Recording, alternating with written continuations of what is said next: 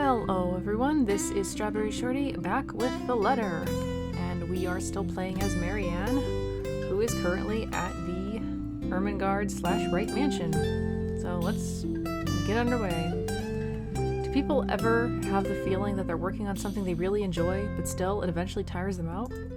Because honestly, I've been feeling like this. You have certainly exceeded expectations, Marianne. Everything looks so marvelous, and in such a short time, too. The moments like these make all the hard work worth it. Definitely. Well, I can't take all of the credit.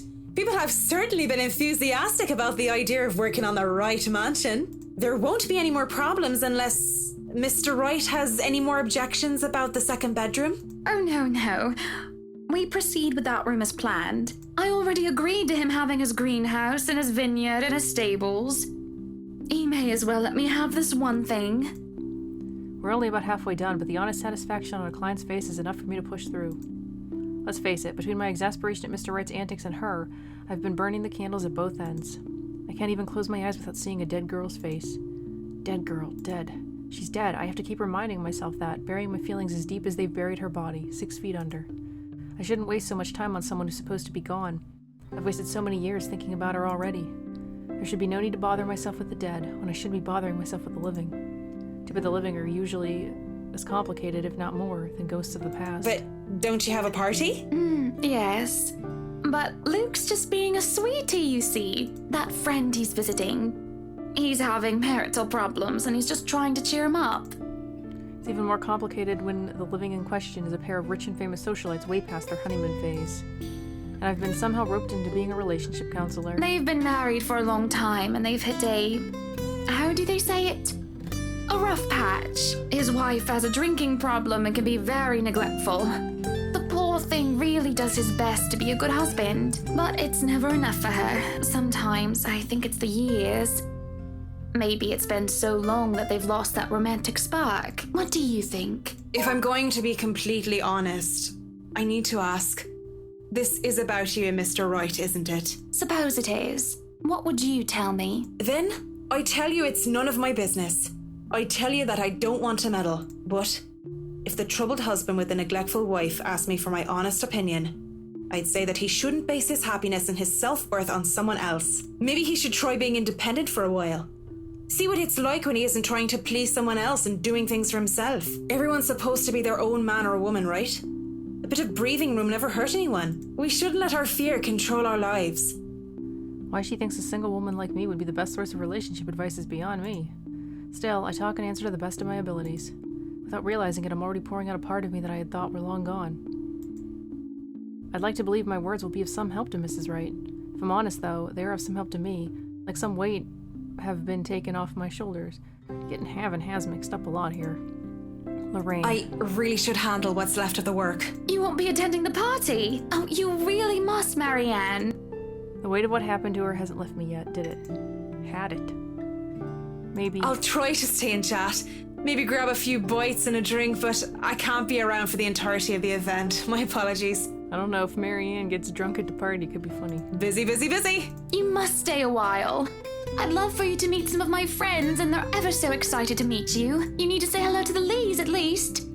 Oh, I don't think you're gonna want me to say hello to the Lees. If it wasn't for them, I'd never even heard of you. I wonder if Marianne actually does overhear that exchange.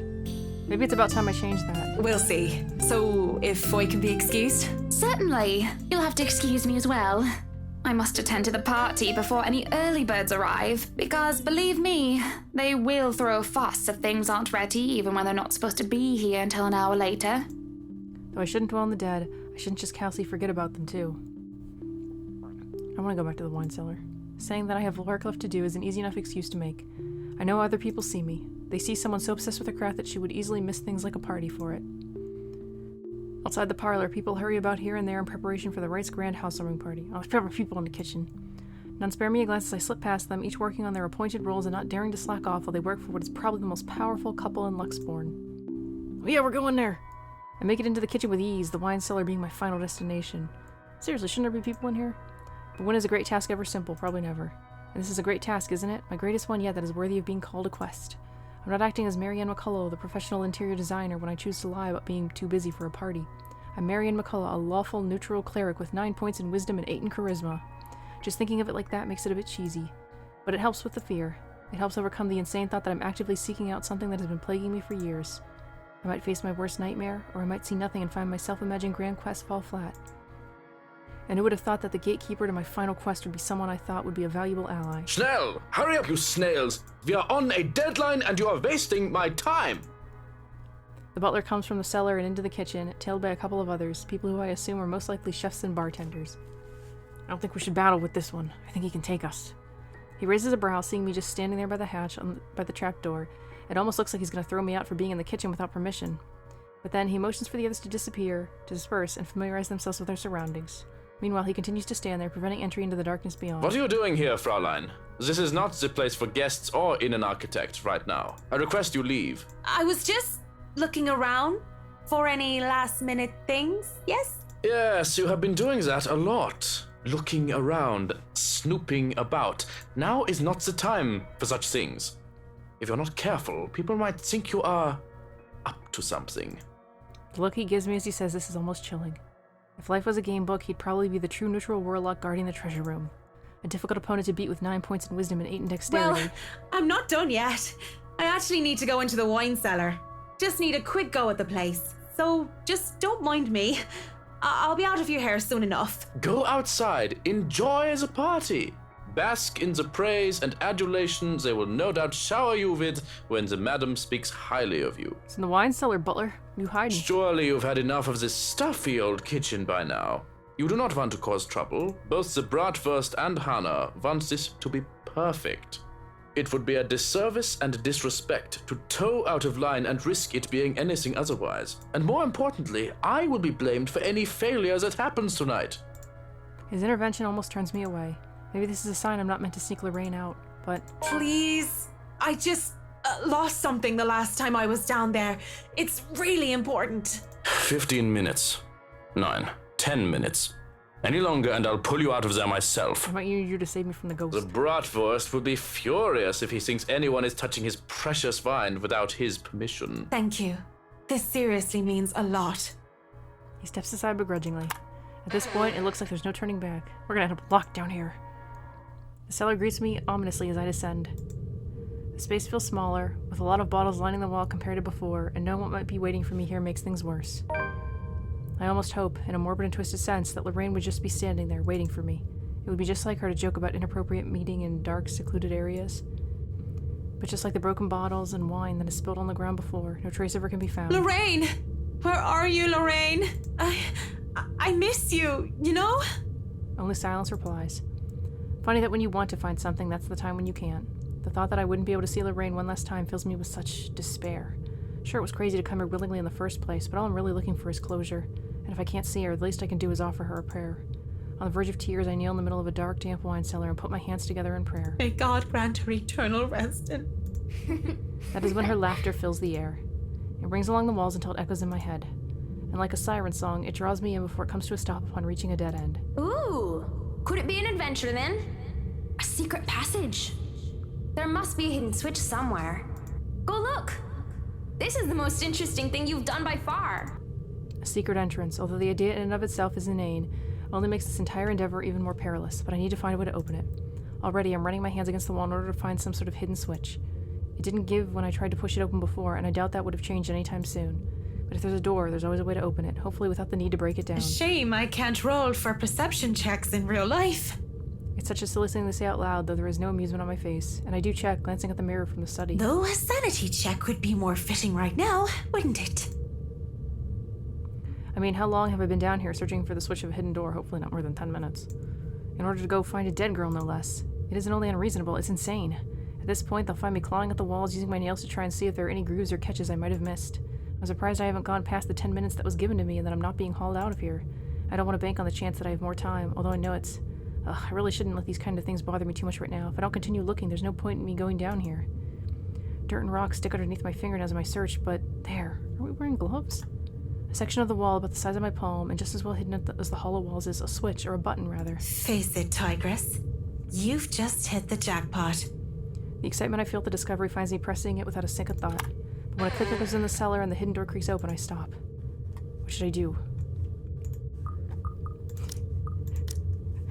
We're gonna get ourselves killed. Go. We gotta go in. No time like the present, eh? I have to hurry and I turn around when there's a crash. In my haste, I bumped into the mirror, making it fall to the ground and shatter into 100 pieces. Johannes is gonna be angry. And shit, I hope that wasn't an original piece. I don't think my insurance will be able to cover it. I can probably find an imitation to replace it in. Journal pin. The door slammed shut behind me and I nearly have a heart attack because of it. When I see a much more visible lever on this side, I calm down and shake my head. The journal say. And desperate to deal with her painful past, Marianne McCullough excused herself from attending the housewarming party to search for Amy Lorraine within the mansion, but in the process she stumbled upon an underground prison hidden in its deepest corners. They shouldn't have told us that yet. I mean, I guess that's what we're looking at, but I wouldn't immediately guess this was a prison. When I shake, much more we read that part already. On the other side is a passageway, an underground tunnel that has me mystified for a mere moment until I realize what it holds. Cells closed off by heavy iron bars line the sides. A general sense of death and decay lingers heavy through the years should have taken away most, if not all, of the stench, of the foul smell of human and corpses alike being left to rot. The breeze, most likely coming from the other end of the passage, that goes through is to thank for that. If the place had been enclosed like a mausoleum, I imagine the odor would be fouler than it is now. Dear Lord in St. Adelaide, bless these poor souls. I'm not going to sugarcoat it. The architecture of their time was magnificent. Human rights wasn't exactly a big thing back then. And if the Ermengarde mansion had a place like this hidden away, who knows what sort of heinous acts were done down here. There was no time to dwell on it further, though. Not when... Uh-oh. A ghastly thing, a corpse of a woman, leans on the wall. Her arms and limbs, almost every inch of her lithe body, is peppered with wounds and rotting flesh. And it is then that the putrid smell of blood and gore hits me, making it so that I don't even question how I missed it in the first place. How long has this been here? Oh, that smell. Oh, you're a nasty one, aren't you? Insult the ghost? I flinch as the thing twitches. As soon as it opens its eyes and looks at me with a smile, there's nothing on my mind but horror. I break into a run. I try to keep on running no matter how much my legs and feet scream at me to stop. I keep going even when I look back and see nothing of her anymore because I can still hear her. The scampering of her feet, the words she tries to form with her bloodied mouth, and the painful sounds of bones grinding against each other as she moves closer and closer to me. How long are these damn tunnels? There's a split second where I know that thing is right behind me, a strange sensation creeping over my limbs when her presence looms over me. And then suddenly, I can't even do anything before I'm yanked by the hair and pulled back. Still, I struggle up until I'm thrown to the side like some rag doll. I hit the ground on my side, and the musty smell of old hay reaches me and my only indication that I'm still alive. Please don't hurt me! My body hurts and I keep my eyes shut tight, afraid of what might happen next. What's wrong, Marianne? Are you really afraid of little old me? There's a flash of hope. She can help me, save me from that thing. But as I see her smile, the same one that thing has, I know then that this isn't Lorraine. I am a fool to think so in the first place. It never could have been her to begin with. The real Lorraine is dead. I mean, I don't think that rules out the ghost. She looms over me, backs me further in the cell that I was thrown in. What are you? What is this? Is it a camera? Lorraine turns and shifts into that thing from before. And with that same gruesome grin, it takes a step forward towards the cell. Towards me. I barely scramble to my knees when the door of the cell slams shut, and it just stands there, staring. Shouts for help ring out in the tunnels, but none of them are coming from me. I'm more paralyzed and shocked by what is happening. My throat tightens at being fooled by the image of Lorraine, at the thought of being trapped down here. So then, where? Help me! Oh, help me! Are you getting all this on camera, Carl? Yeah, but are you guys sure this is a good idea? We're breaking and entering here. Don't worry, the owners of this place haven't been here in a long time. Look at this thing, though. It has writing in blood like some cheesy 80s horror prop. Wait, I have an idea. Oh man, that's genius! What kind of butthead would even take this thing seriously? Maybe we can stick this in Rowan's backpack. That Suarez kid would panic. Suarez. That's not Isabel. We've heard this name. Suarez. Is that the little girl? The, Kylie? Guys? What? Spit it out! Behind you! There, in the corner of the cell, a digital camera becomes flickering to life, and a video has played back on the screen. They're dead. It was hard to even consider paying any attention to it when my life was on the line. But when the ghost doesn't move and the teenagers' mocking shouts of help filled the cell, I just had to watch. And what I had seen, students judging by their Sanka-ready uniforms. They were holding... That letter! And that thing, the woman, she...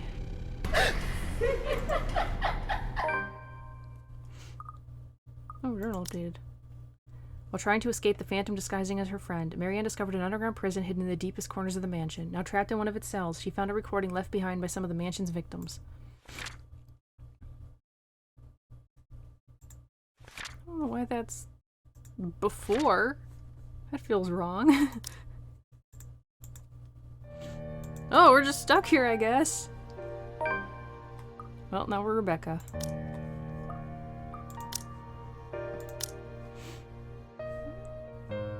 Okay, she is education, loves stovies, whatever those are, reading in the library, going to the gym, cycling and jogging, lacrosse, and lesson plans. Although Scottish descent, she grew up in Luxbourne and even went to school at St. Reddy. Her parents were professors of European history and Southeast Asian history at Luxbourne University. They were often busy, and that forced Rebecca to be independent early on. Surrounded by books and instilled with a love of learning, she was a star pupil and was often called a teacher's pet for it. Her passion for Emidex, leading to a career in the industry, was to be expected of her. She came out of her shell in her high school years and started becoming the Spitfire she is now.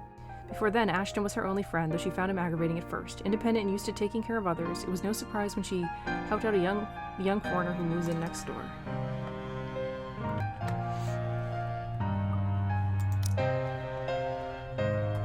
Let's see.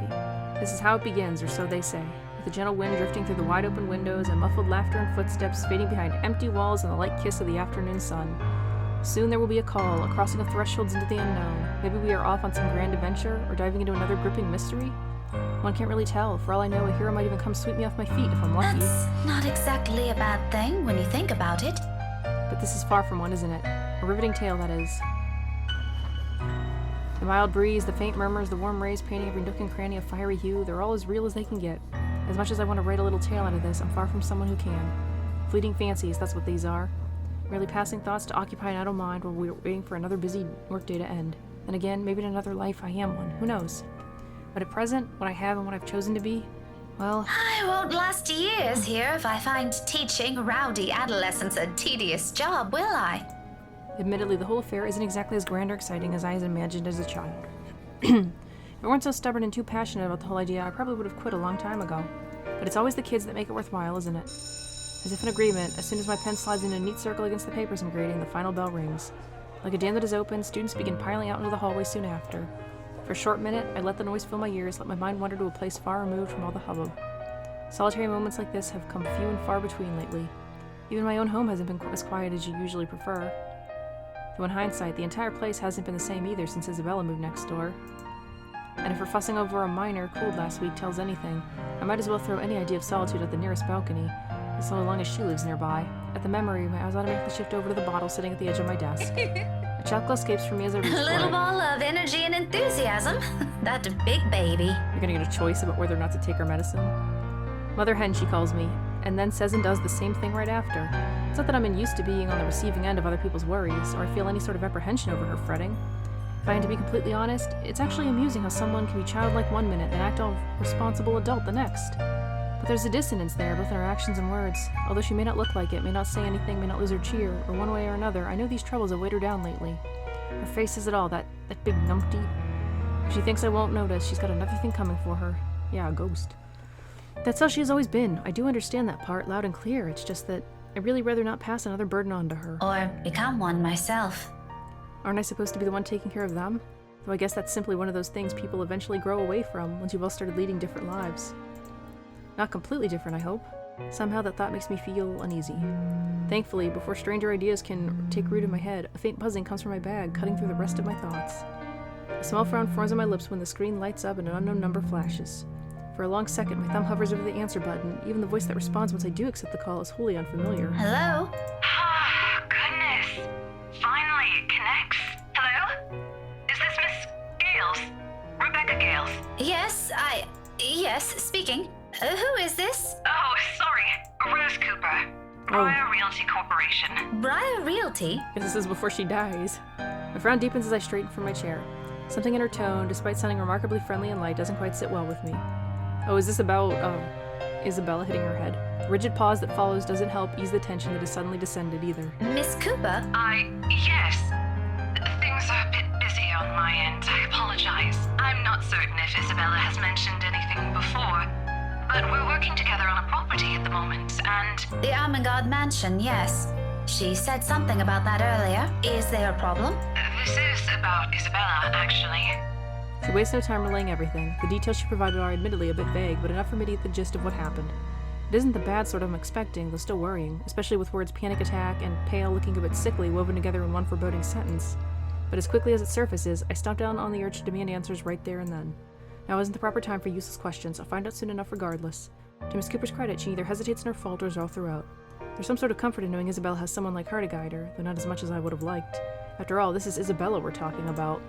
What are the chances she just said a bunch of excuses so she won't get sent home? High. Very high.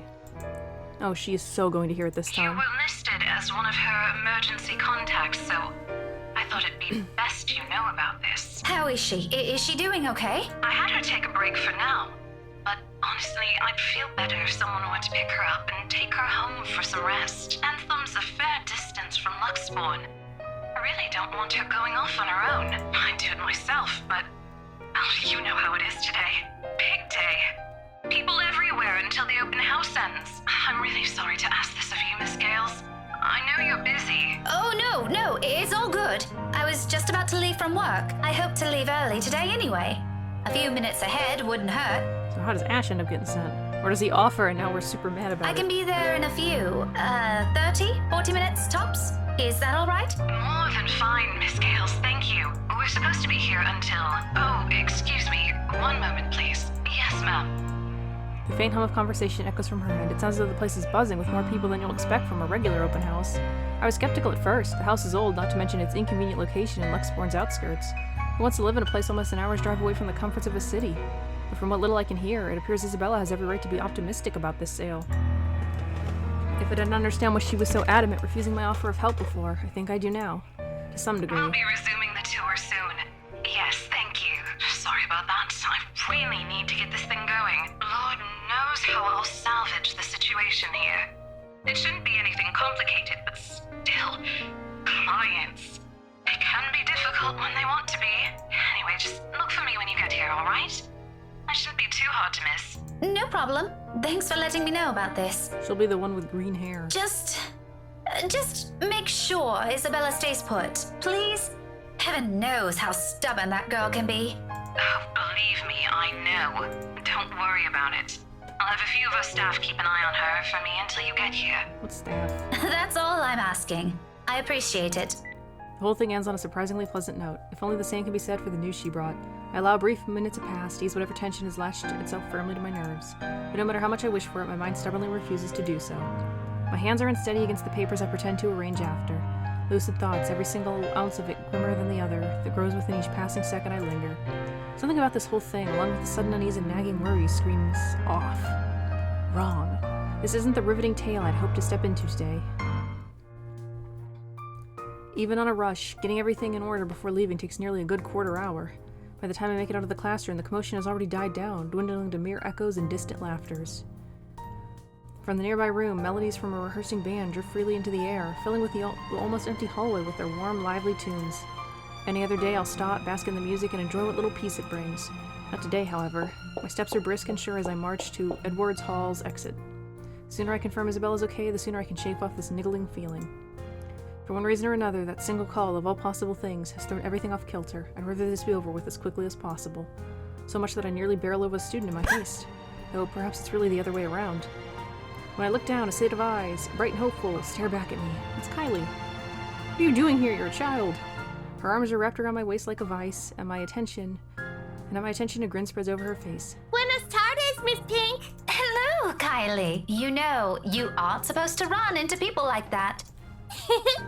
Sorry, Miss Pink. She loosens her hold on me, but not a hint of guilt or regret appears on her. If anything, it seems the remark only amused her. A smile appears on my face before I can help it, matching the one on her own. Just remember not to do it again, all right? You could get hurt. You sound like my mama when she's scolding Rowan, Miss Pink. Yeah, Rowan's the name. Oh, the other name they mentioned. Oh, Rowan's the boy. Rowan's her older brother. Are we able to go back there? And let's see. Irritable student. Yeah, so maybe it's Rowan Suarez. I'm sure your mama only means well. I know she'll be worried sick if one of you were to get hurt. Where's your brother anyway? Aren't you two supposed to be heading home now? Rowan said he's got some stuff he needs to do before we go. I think he's taking too long. But he promised to buy me jelly babies today. If I keep what he's doing a secret from Mama and Papa. Oh, brother. Any chance you'll tell Miss Pink about it? She shakes her head, both her hands are going to her mouth as if to keep a precious secret from spilling out. I made a promise. He said it's for Tio Luke.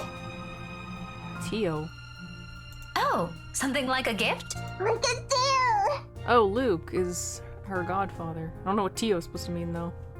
Tio promised to take him somewhere cool when he's old enough. Rowan's gonna prove he's a grown-up. Sounds incredibly worrying. Laughter slips free from my lips.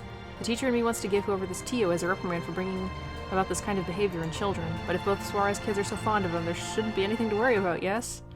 At any rate, they're nothing but well-behaved, both Kylie and her brother. Rowan, the eldest, may have an occasional odd streak in and out of class, but their parents taught them well. I see no reason to cast any suspicion of bad behavior on them. As long as it isn't anything dangerous, all right? It's not. Cross my heart. My drawings are a lot prettier than what he's doing anyway. Tio said so. You better not be graffitiing the school. Do you want to see? I drew one earlier at class. Is it gonna be horrifying? Is that why you're here? Not really. I was gonna show it to my friend first. But since it's you, I'm sure she wouldn't mind if you see it before she does. Oh no. I can't stay right now, Kylie. Her face falls immediately after the words are out. A small part of me feels responsible for that crestfallen look, but as much as I want to stay a little longer, there's another place I need to be right now. And frankly, another child to look after. Taking both of her hands, I kneel in front of her and muster the most rueful smile I can give. At her age, I'm quite sure she already understands what I'm about to say before they're even out. But remarkably, she doesn't look away or pout as I'm expecting her to. I'm sorry. You know what? Rowan has a class with me on Monday around this time. Why don't you drop by again next week? After class? I'll even make sure to wait for you. It's just that I absolutely must leave now. My friend had an accident earlier, and I'm the only one she has here. I think I like her animations. What about her mama and papa? Her family lives really far from here, I'm afraid. Do you remember where Asia is? The southeast part? That's where they are. Her eyes immediately light up at my question. Just like that, I know I've earned the girl's forgiveness. Oh, just like Takako. Who? My friend. She said she used to live there, only just a little higher than southeast. But she hasn't come home in a long time, so she doesn't remember much about it anymore. Melody says it's weird I talked to her, but I think she's just shy. They could be good friends too. Don't you think so, Miss Pink? I kind of wonder if these kids are gonna get caught up in the haunting. Maybe if you introduce them properly, they will be. That's what I think. Takako's just lonely. If she makes more friends, she won't be anymore. Is your friend like that too? A little, possibly. To be honest, sometimes I can't tell with her. After all, Isabella has always been the kind to hold a smile even when things have taken a turn for the worse. 5 years and one will think that's enough time to know a person. But when you consider it, come to think of it, all these years I've never, not once, seen her cry. Not over a trivial matter or even when things are tough. Okay, you can go to her. I'll just show you my drawing next time. Thank you. Remind me to buy you a huge glass of parfait, all right? Hey, Rebecca, I made a drawing. If I get a parfait? No, I'll get a stomachache. Takako says so. A small one is okay. I'll remember that. Say hi to your friend for me. She's such a responsible young lady. I will. I'm sure she'd love to meet you too. See you, Miss Pink. I wonder if Takako is the ghost. I'll see you later, Kylie. And that's why everyone thinks it's weird that she talks to her. London Bridge is Oh no, she's singing again! falling She doesn't look down, back or wait for any sort of falling goodbye from me. London Bridge With a is song and an falling extra spring in her down, steps, my she bounds across the family. corridor with as much spirit only a child her age can have. As if the conversation has never taken a downhill turn for her at all. Look at the journal. I don't know where we are. Oh, look. We keep drawing. Rebecca Gales received a phone call from Rose Cooper after class, asking her to pick up Isabella Santos from the Ermengarde mansion. On her way out of school, an excited Kylie Suarez stops her favorite teacher from leaving. Why is she my favorite teacher? Because I have pink hair? As if there isn't a single thing to worry about in the world. Not long after, she disappears behind a door, leaving behind the old familiar rhyme lingering in the air. Carefree, unbidden. On troubled moments like this, I envy her. As I resume my hurried pace, a tiny whisper at the back of my mind wishes the same can be said of myself and my own worries. I'm gonna pause this so I can get a drink. I'm thirsty. Luxbourne may be a small city, but no stranger to hellish rush-hour traffic. But surprisingly, getting out of the city today proves more a breeze than a hassle. A relief, considering how none of my calls to Isabella have made it through. Either the reception's really bad over there, or she's ignoring them on purpose.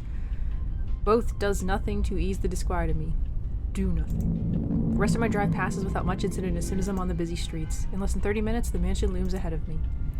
I've been thinking that drawing of that kid's is probably going to be the ghost girl. That's what I think. Because she had that weird possession moment earlier. For all the fuss Isabella made about the house, it remains a thing of beauty. Unlike Luxbourne, the estate and the nearby Anselm village stand as its complete opposite. Living and breathing the songs of the old, whispers of a once booming haven lingering in the air. So we know Rebecca did not end up picking Isabella up, so maybe this is part of why she's so mad about the whole Ash thing. Contemporary conveniences aside, it's a place I'm glad modernization hasn't wholly touched. It's just a shame the locals know more of the silly hearsay than the history itself. If I could only knock some sense into these people! I do wish we'd start learning more about, like, the mansion and the people who lived there. Like, we're already really late into this game, and it kind of feels like we're still doing a bunch of prologues for all the different characters. Sadly, complaining is all I can afford to do. As much as I want to give them a piece of my mind, it isn't why I'm here. I don't think these rich types will appreciate getting a lecture from me, either. I have as much business with them as they have with me. With a heavy sigh, I give myself one last second to take in the scenery before heading up to the main entrance. Most of the guests are already heading out, though some still linger. It's mainly just to take photos of the house's facade or its various rooms. I'd love to take pictures around this place. I'd be taking pictures of this portrait. I pause for a moment, scanning the small crowd gathered at the foyer. Looking for any sign of that familiar ponytail among the sea of hats and heads. No sign of her. No sign of the other staff or Miss Cooper either. Do we know what Miss Cooper looks like? I can certainly look for Isabella on my own, but in a place this big, I'd be lucky if I didn't end up lost or find her before we need to meet with Zachary and Ash tonight. Sighing, I reach for my mobile and redial her number. The gesture is similar now after so many attempts earlier. She doesn't answer. I can still try contacting Miss Cooper. I just hope the network reception will cooperate this time. This side of the country has never been popular with the tech-savvy, after all. To my relief, it only took 3 unsuccessful tries. On the 4th one, right as it was about to switch to another intercept message, the line finally rings, but will it be her or a ghost that answers? Silence falls while I wait for her to pick up, the ringing going far too long for my tastes. By now, most of the visitors have already cleared out. All I have for company are the faint murmurs and an eerie calmness left in their wake. A sudden hush settles and gives way to noises louder than they're ever meant to be. Doors creaking and slamming shut in some distant part of the mansion. Floorboards groaning under the sheer weight of the house's history. In the now empty hall, they all reverberate with special clarity against the walls. Like this, those old stories seem to have almost have a ring of truth to it. To them. I don't get to stray far into that ugly line of thought, however. Not a second later, a click sounds from the other end. Hello? Isabella? Miss Cooper called earlier and... I knew it would be a ghost. Isabella? Belle? Are you alright? Without any warning, the call gets cut off. Busy notes blare sharply against the heavy silence, but above the noise cutting through the mute air remains the faint cries of a woman. From beyond the foyer. My hand falls to my side as I cast a wary look around, waiting for someone to come running. Surely I can't be the only one here hearing this. There must still be some staff hanging around, checking things out. But no one does. Not even when her sobs turn more frantic and anguished. I can't even hear them. Excuse me? Hello? Who's there? Isabella? Isabella? Is that you? No answer. Growing anxious, I amble over to where her cries come from, each step slow and cautious, towards a door on the other end of the room. While I'm far from someone who steadily gives into fear or stories lacking factual basis, the vague, restless feeling I have earlier immediately returns to me. Had earlier. And despite myself, my heart begins to race and my breathing quickens. Belle? Belle, it's me. Miss Cooper called. Is everything okay? Abruptly, all of it stops. My whole body tenses, mouth dragging in a ragged breath, ears straining for any other sound yet to come from the other side. But nothing follows. Instead, the quiet only lends itself to the heavy tension in the air, as if every small movement will disturb the fragile stillness hanging in the room. I wait for another second. Then, with a caution, I reach for the knob. My fingers barely graze the brass handle when a hand falls on my shoulder. Excuse me. Rebecca's ready to fight!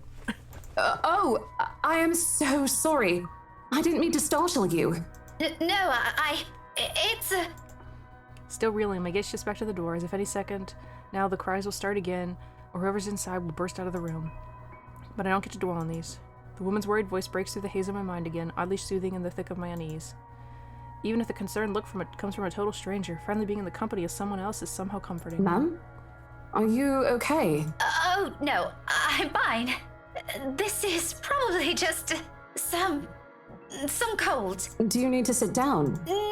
No need. I'm actually looking for a friend.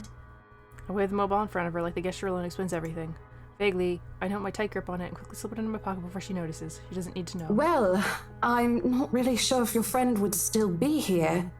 Was Rose not the one who called me? We're actually about to close the open house in a few minutes, ma'am. No worries. She's not a guest here. She works for Briar Realty. Miss Cooper called me earlier. In fact, I'm also looking for her. Recognition flashes in her eyes and her worried expression dissolves into a smile at once. I thought she said she called me. Is it?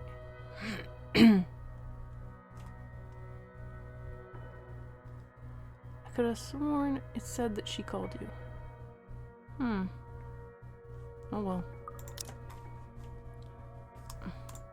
It's all I need to know that I don't have to look elsewhere or venture deeper into the mansion on my own. In some way, I'm not too keen on the latter right now. Oh, Miss Rebecca Gales, is it? Yes. Sorry if I'm a bit late. It's not a problem. I was busy with the open house and a few clients anyway. It's actually a good thing you came when you did. Let's see. Isabella should be here somewhere. I told her to stay put earlier. That girl never listened. Just like the audio got muffled for a bit. Rose? Rosie, may I have a minute? There's just this one little thing before we go. Miss Cooper's head immediately snaps up with a voice. In a blink, a different kind of smile spreads on her face. A smile, still, friendly even, but the kind even mainly for the sake of pleasing other people rather than making friends. Yes, ma'am. I'll be there in a few. It's an impressive thing, to say the least. That level of professionalism. I suppose working years in this kind of business trains you enough to be able to pull that off without batting an eye. It certainly didn't seem to have rubbed off on Isabella, though. Sorry, could you give me a second? I have to take care of this. Don't worry about it. I understand. I can wait a few more minutes. Clients, right? You won't hear anything from me. Priorities, you know? But if you want, you can stay at the parlor in the meantime. I think we have a few refreshments left. No, thank you. I'm going out with a few friends after this. Isabella's supposed to join us too. But that depends on how she's doing, of course. All right, this won't be long, I promise. She throws me an apologetic look before sauntering over to the small group gathered at the entrance. A couple, or siblings, and another woman, probably their secretary. Either way, they look no different from the other guests. All three of them primly dressed, albeit in a manner significantly simpler than the others, no frills, no extravagance of any form. But their gestures and movements alone speak volumes of their ingrained lifestyle. In their presence, I do what I can to appear inconspicuous on my side of the foyer. Maybe accepting Miss Cooper's offer would have been a much better choice than standing around awkwardly and gaping at them. All while also attempting my best not to listen in on their conversation. Although that one proves more difficult with how enthusiastic the blonde woman is. Her voice easily echoes through the walls with only the five of us here. Pretty soon, I find myself being drawn into their talk without meaning to. Tomorrow? First thing in the morning? First thing in the morning, ma'am. The mundane talk isn't what catches my attention, however. Very well. We'll have our lawyers prepare everything as soon as possible. Let's make this whole thing easier for everyone, shall we? Just let me know if there's anything you need from me. You know how to contact me, yes? Got your mobile number saved here already. Good. It's just a matter of time then. It's a brief moment. A fleeting shift of my eye. Monday for us, Marianne. As long as you're positive, we won't be having any problems by that time. You can count on my team. You worry too much. Let me handle those things.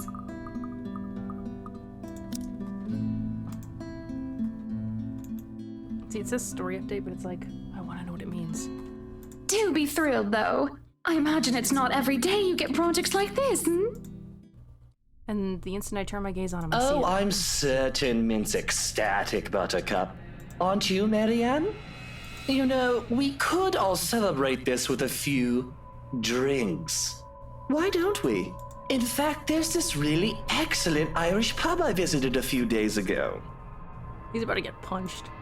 Looming, hovering over his shoulders, drawn to him like a moth to a flame, a dark blur. No, a shadow. You see it too? I saw it a few days ago. No one said anything. I think I'll pass on that, sir. I have more important matters to attend to. Like, I'm not crazy. Like, it sounded like her voice got real muffled for a second. I don't know if this is my speakers or what. Darling, your liver. You already had a glass today, and apparently a few days ago as well. Maybe we're like having a moment. Almost loaded. Maybe this is just supposed to be like us spacing out or something? How many times do we have to remind you? Doctor's orders, remember? Such a shame. You never let me do anything fun. But as I try to make sense of it, a heavy feeling descends over my whole body. It happens without warning, forcing me to close my eyes. The sensation creeps to every part of me, crawling under my skin and draining me little by little of any strength. Before I know it, my hand is gripping the nearby door for support. Sudden nausea drowns out their voices and what little sound there is. All except for the whispers and laughters. Judging. Mocking. Taunting. Muffled, inaudible words bearing down on me like a death sentence. They wrap around my neck and limbs, binds tightening with every syllable, every utterance. And with each draw of breath I take, they drag me down slowly, almost painfully, into a bottomless abyss. On, and on, and on, till the sounds turn into mere distant echoes. Until suddenly it shatters. Well, what are we waiting for? Are we done here? His voice rips through the fog like a sharp blade, and my eyes snap open. When I looked at them again, it's gone. Just a second, darling. Send my regards to Isabel, please. Poor girl. Please let her know she doesn't have to worry and tell her to get some rest. Anyway, we're looking forward to seeing you tomorrow. Likewise, ma'am. No shadows or dark clouds. Only amicable smiles and cordial handshakes. The usual pleasantries as Miss Cooper leads them out the mansion like a graceful host. None of the group seems to have noticed it, and even as I force my breathing to calm down, keep my eyes trained on their backs, and wait for something to happen, it doesn't come back. She returns a moment later. Gently, she closes the great doors behind her, but there's a smile on her lips and an extra skip in her step when she walks back to me. Whatever she was discussing with the group had put her in a good mood. Even she appears to have not observed anything odd. Was I just seeing things? Glad that was over. It's been a long day.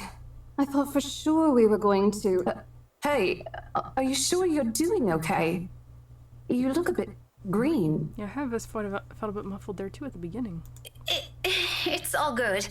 I'm actually still recovering from a cold. Weather's been crazy lately. That must be it. The weather, the stupid cold, and the friendly warnings I'm too stubborn to listen to. As much as I hate to admit it, Isabel is right. I was and still am a little feverish when she visited me at the school this morning. The medicine helped, of course, but only some. Although it's not like I can't function, it did get better after lunch, and I was able to go through my schedule like usual. She's insane. Like, if you're sick, stay home and rest. Especially when you're like a teacher, like... You could get the kids sick, but like, you're walking and talking, and you have to listen to a bunch of kids, and it's just not healthy. Now I'm not so sure. However, I can't keep acting like I've seen some sort of apparition when it's anything but. I simply must have listened too many times to Isabella last week. My fever-muddled mind has started to confuse things. If this doesn't let up, I just need another visit to my doctor, plain and simple. Though I do hope it won't get any worse. We did promise to watch Zachary's film together. I know what you mean. I've been complaining to Isabel. It doesn't seem to affect her much, though. Must be because she grew up in the tropics. I know what you mean. I've been complaining to Isabel. She called me Isabel. You believe this? Anyway, shall we? She's probably hanging out with the rest of the catering staff. Oh, I wouldn't be surprised she's there. She's like 10 hungry men when she isn't feeling well. Well, Rebecca sounds normal, but Rose sounds muffled. Lead the way. With a small nod, she gestures for me to follow. I do so without much thought, finally putting everything to the back of my mind. Journal update. Where are we at? While waiting at the mansion, Rebecca overheard a brief conversation between the right couple, their interior designer, and estate agent Rose Cooper. It was discovered afterwards that Isabella had already left a few hours ago. A few hours? How long did it take us to get here? The entire visit took a whole 24 minutes, and my trip to the mansion, as it turns out, is a useless endeavor in itself. Isabel is no longer there, left shortly before I arrived. Or at least, that's what the Steve staff who saw her assumed. None of them knew where she went, but I can take a few guesses. There are only a number of places in Luxor she frequents, and well, she's never been the complex kind. It doesn't really take a genius to figure it out.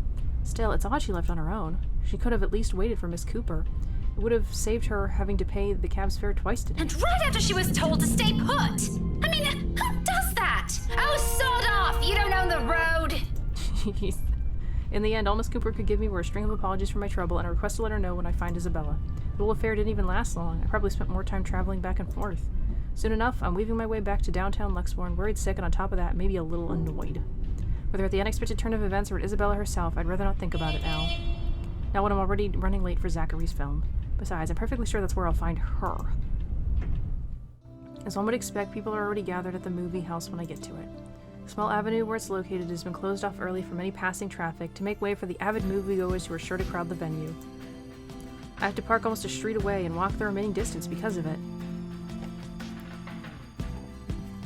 Looking for them has taken a while in a crowd this big, but I eventually spot them near the entrance. Thanks to Zachary, mostly.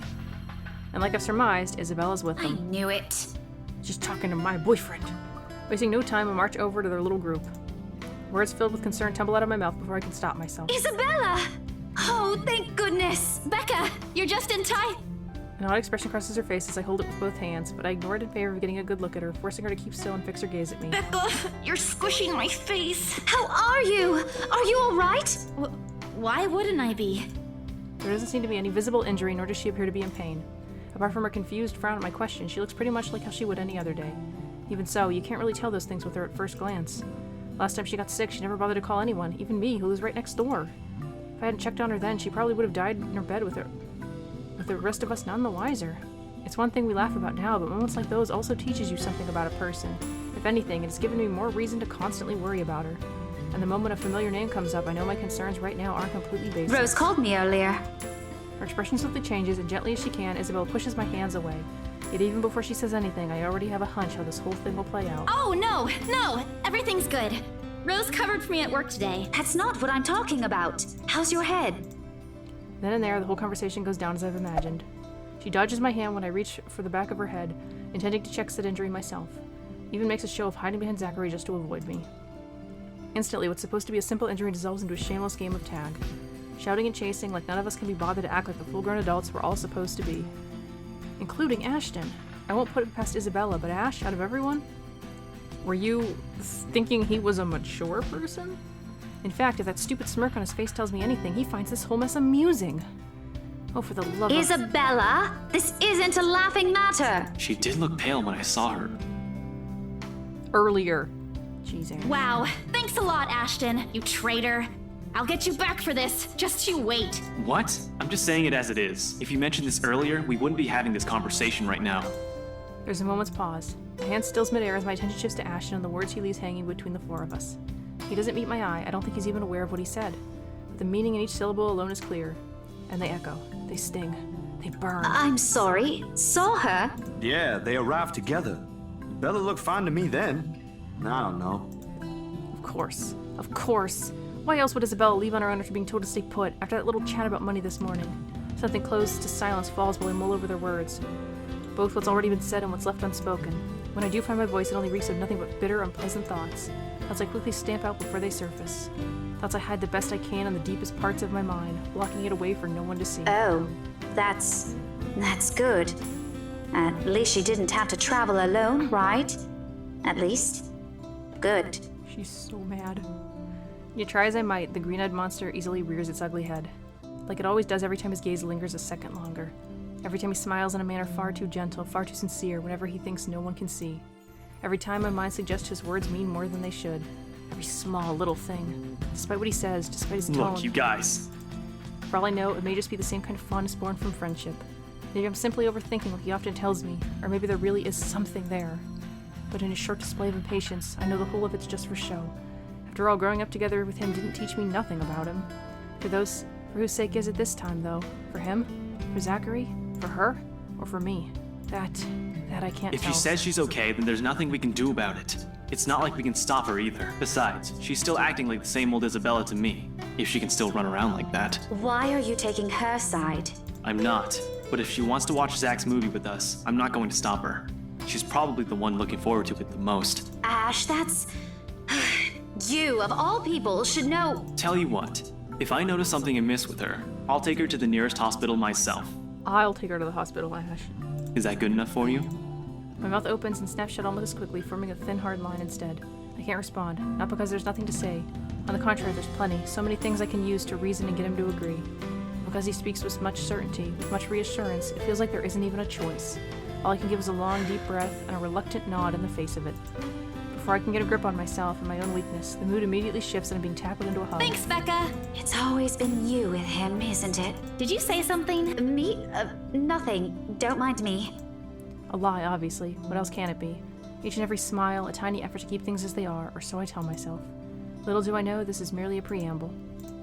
It starts out quietly and without fanfare, amidst friendly jibes and harmless teasing, with a scrap of paper fluttering harmlessly to the ground. Don't worry, Rebecca, I'm trying to hook Isabella up with Zachary. One that looks suspiciously like a cheap Halloween prank, no matter how you look at it. And yet, despite how ludicrous it all is, Isabella stubbornly insists, as if our whole life depends on acknowledging the truth of her story. Does she even realize how absurd she sounds now? Crivens, even my students wouldn't fall for this. Isabella, aren't you taking this a bit too far? Should we tell her students are dead? She doesn't give me the time to regret nor think over my choice of words. From there, it escalates, grows into an argument too petty even for our standards as adults. Before we know it, one after another, harsh, scathing words are being spoken. It's not a joke! Will you guys listen to me first? I saw something in the house earlier. It stood right in front of me. If I hadn't gotten away, that thing might have... Right. And in broad daylight, Isabella. Even someone gullible would find the logic in that screwed up. I can't wait till the ghost goes after him. There's also no way in hell that this supernatural shit is true. But it's real! What do you think I saw? Jeebed face again. A hallucination? A delusion? Didn't you say you fell down some stairs? So maybe Rebecca's right. I fell down the stairs after I saw the ghost. It happened after, when I was trying to get away. I almost got stuck in the same room with that thing. We're all in danger. I thought you were my friends. Why don't you believe me? But someone has to be patient in all this, and however much my own has already been frayed earlier, there's no one else. Who else here can deal with someone selfishly acting like a kid? Like every other time, it has to be me. We are, and you know that. But this thing and that thing has got nothing to do with the other. When Rose called earlier, I thought she's just exaggerating. But based on what I'm seeing right now, maybe it's better if we really postpone this for now. Don't bother. Just like that, she cuts us off, slams the door right in our faces while my own temper flares before I can stop it. Although it falters briefly at the hard expression on her when she snatches the blasted paper from Ashen, I hold on to it. Regardless of how upset she appears, soured expression and bald fist, throwing a tantrum is simply unacceptable. For a grown woman at that. Words form at the tip of my tongue, ready, but before I can open my mouth and let all of it out, her feelings and mistakes be damned, Zachary raises a voice of his own. Guys! A warning underneath the warm and hopeful beat in his voice. We all stop and look to him, and even my own anger subsides a little at his tone. Why don't we all calm down first? I'm sure Isabella has her reasons too. No need to be hard on her. He's such a nice And hey, guy. ain't this supposed to be a happy get-together? He's like the one person I really hope lives. To an outsider, it may sound like a desperate request, but Zachary has always been the one to keep a level head over petty squabbles. Of course, I think he'd be sad if he was the only survivor, though. This time's no different. He knows what to say, and when he lets it fall, the only ring sharp and true. We haven't seen each other for months. I'd really love to know what y'all have been up to. I only ever get to talk to Bella over chat. Please. Wow, months? And as careful as he is with his own tone, it does make me feel ashamed. We're supposed to be here for him, to give what little support we can give, yet here he is, trying to keep the three stubborn people from outright hashing it out in public. Later we can and will talk about it, of course. There's a proper time and place for it, and at the moment my anger and whatever reprimands it carries no longer matter. Beside me, Ashton appears to have already caught on. The lines of his shoulders ease into something much more relaxed, his expression back to its usual nonchalance. Isabella, however, she stands perfectly still, her hands clasping at the straps of her bag like a lifeline, eyes trained at some point near her shoes. There's no anger in her face, only an undeniable hurt.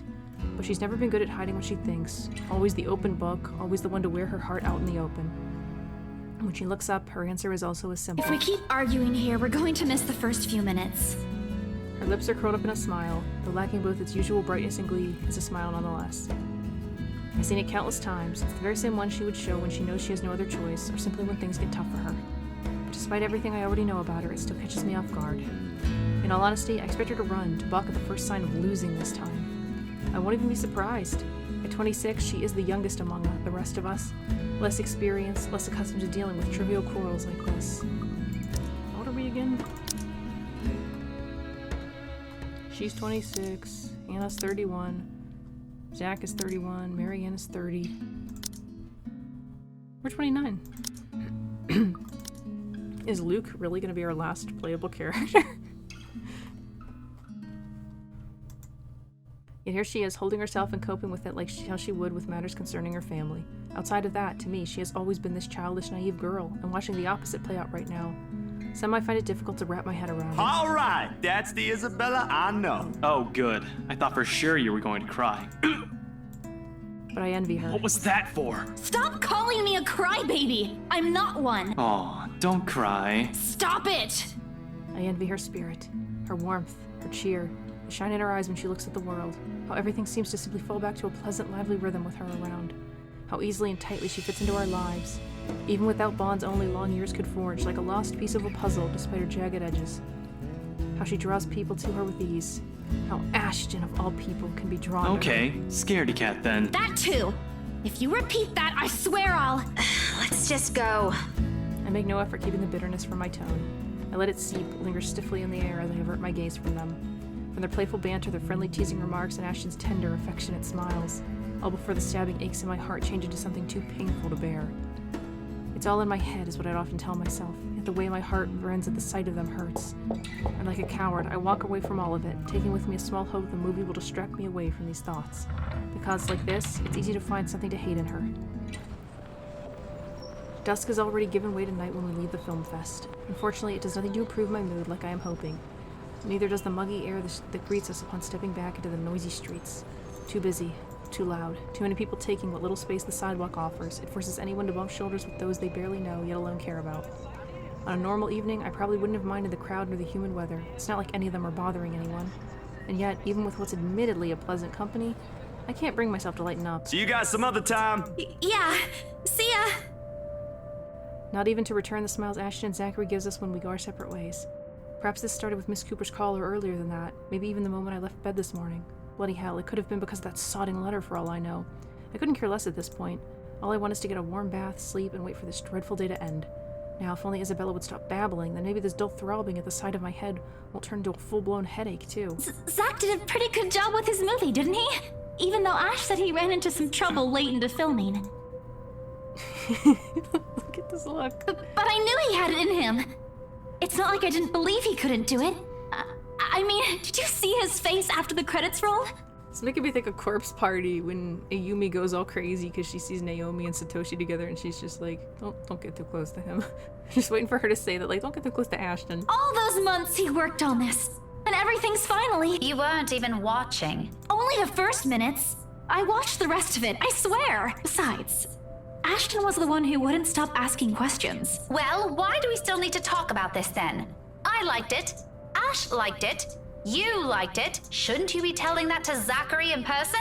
I'm sure he'll appreciate it better than I ever will. I know that, but maybe there's something you want to say? Yeah, don't get too close to Ash. Zach had you check the scripts before he went through everything, didn't he? You also worked on it, even if it was only for a short time. So, maybe you want to... I don't bother waiting for the rest. The moment I spot my car, I immediately make a quick beeline for it. Knowing her, this is merely another attempt at starting a conversation, just as well as something to fill the dead air, to replace the strained atmosphere we somehow walked into. One thing, the very thing, I'm not too keen to deal with at present. Behind me, Isabel also changes her pace to match mine, her soft strides growing brisk and uneven in order to catch up. A small part of me half expects she'll suddenly trip. She's not the clumsy sort, but there are definitely times when she can be the least coordinated person on the planet. Becca, hey! Oh no! Wait for me! And people wonder why I worry. They're not really completely unfounded, once you've already grown familiar with her habits. Though right now, this is also at the very end of the list of things I want to think about. Sometimes it does become overbearing. Even her voice as she calls after me sounds nothing more than background noise to my ear now. Rebecca, slow down, will you? Your car's not going to leave without us. The sooner we get on the road, the earlier we can get home. It's Friday, in case you didn't notice. I know what day it is, but the traffic's not going to magically disappear, even if we go there right now. I don't want to hear that from you. Didn't you used to complain how horrendous the traffic is back home for you? Yeah? But that doesn't have anything to do with this, Becca. Okay. What do you want to do then? Wait it out? Walk? I just want to go home, Isabella. If you want to stay out here longer, I won't stop you. But leave me out of it. I'm not up for any other foolish excursions tonight. I wasn't thinking about an excursion. I want to go home too. It's already late. It's just that you've been in this prickly mood since earlier. Are you really okay? Was it the cold? Or did something happen at school? Do you want to talk about it? A long pause follows and it holds everything she's been meaning to ask from the start. I'm in no mood, but all the same, my hand stops short of unlocking my car and my grip on the handle tightens. I can feel her eyes boring on me, waiting hoping patiently for any answer to give. I can kind of understand how Isabella feels here, because, like, she knows her friend is mad, but she doesn't know why, and she just wants it to be okay. She's the same as Zachary. They're bad liars. But when you talk to people like them, if you're not careful, they often leave you with no other choice but to admit the truth. Those exact same ones I can't voice. Despite my lack of response, she pushes on, surprisingly. This time her tone is quieter, more tentative than usual. Was it because of the letter? It's a well-meaning question, much like the rest of this talk, yet something in how she says it irks me. If it is, I'm really sorry. I didn't mean to cause a scene. I did see something in the mansion, though. I wasn't lying about that. Whatever she wants to take this, I no longer want to hear a word of it, not at this minute. Preferably, never. Especially when there are already a million other things buzzing and prodding inside my head. Sometimes my patience can only be tried for so long. I don't want to be mean to her, I'm just going to say this cold caught up with me. And during the open house, even if there were a lot of people around, there were weird things happening. You eavesdropping, Ashton? Well, Isabella's happier, but Ashton is angry. Why is our relationship with Luke good? Do we know him? But seriously, what are you doing, Ashton? This is weird. I don't know if there was anyone else who noticed, but I heard things. I just mentioned my cold is getting to me and she's not saying anything about it, she's just talking. I'm sure it wasn't because I fell down the stairs. Even before that, in the attic, Isabella? Yeah? Pause, though I don't let it last, only to give myself a small window to breathe before I lay down the words between us with as much restraint my patience allows. Which is not much after everything. I can only hope Isabella will simply take them as they are. She can be stubborn as a mule when she wants to be. This kind of conversation tonight. Look, it's been a long day. I think this cold also caught up with me, and I'm really exhausted. Oh, did we not say that earlier when we made the choice? Can we talk about this some other time? She blinks, and although disappointment flashes momentarily in her face, she gives me a curt nod. A relief enough for me, perhaps the first time I genuinely feel it today. As unpleasant as this day's been, seeing something go the way I've anticipated takes the edge out of it. Even if lying through my teeth had to go with it. Oh, alright. You should have just said so. I thought I did. I told you should have taken a full week off. Were you able to get the meds I brought you, though? Do you need anything? I could drop by the pharmacy for you. I was able to get them. You handed them to me. Yeah, no need to fuss. A good night's sleep is all I need. I've been busy the whole day. I guess I should have listened to you and taken it easy. But we have exams to prepare for. It's one or the other, you know? I knew it! Here I thought you were just upset about something. Even Ash looked a little bit worried about you. It's fine. Let's just head home, okay? I'll make it up to you next time. Call me out to lunch or wherever. Just... not right now. Okay, but should you be driving? If you want, I can call a taxi for us. You'll hate paying the extra fees, but you'll be able to get some rest on the way home. No, don't call a cab. I can manage driving at least. Plus my car will still be here. Why don't you offer to drive? Just get in the car so we can be on our way. I'm already opening the door and climbing into the seat before she can protest. Left with no other choice, she falls inside shortly, albeit with a bit of reluctance. The guilt from this will eat at me later, but for now, these little falsehoods of mine to bear and hide under. For now, this is the better choice. Better than pretending she doesn't exist or giving her vague answers. Certainly better than harsh words and outright lashing out at her. I can find a little comfort in that. Well, we're gonna cut this part here because this video is probably going on an hour. So I hope Marianne is doing okay. We kind of left her locked in a cellar. And the door shut behind us too, so that's not good. But yeah, I guess we'll be seeing more from Rebecca's perspective and hopefully see her meet some of the other characters. So thank you all so much for watching. Please leave a comment and I'll see you next time. Bye!